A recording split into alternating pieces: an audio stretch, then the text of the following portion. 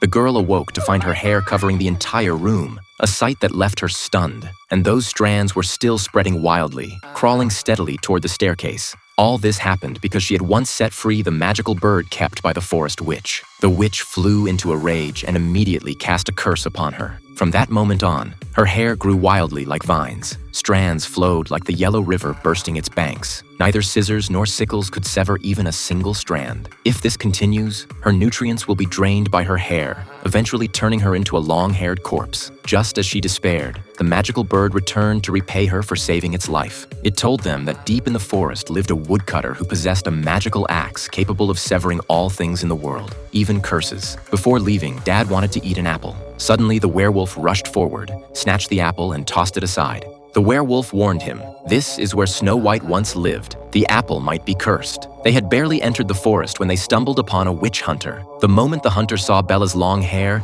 he mistook her for a siren and dragged her into the cabin. The werewolf and Dad, separated from her, encountered the legendary woodcutter at the forest's heart. But to claim the divine axe, they must guess his name before he finished chopping wood. Dad racked his brain but couldn't figure it out. After all, the woodcutter had lived hidden in these woods for 1,000 years. With no other options, they resolved to cheat. But though blind, the woodcutter possessed ears sharp enough to hear every half-step they took across the boundary. As the last log neared its final chop, the magic bird flew over. It spotted the crucial clue on the woodcutter's hat, then flew to Dad's ear and whispered the hint. Just as the final second ticked away, Dad shouted the woodcutter's name. Yes, his name was Woodcutter. The woodcutter kept his word and solemnly handed over the divine axe. The magic bird also found the imprisoned Bella and relayed the news to the werewolf and Dad. But they circled around and around beneath the great tree, unable to find the entrance. Clearly, the hunter had used magic to conceal the gate. Dad considered splitting the tree open with the divine axe, but the werewolf warned that doing so would also cleave Bella in two.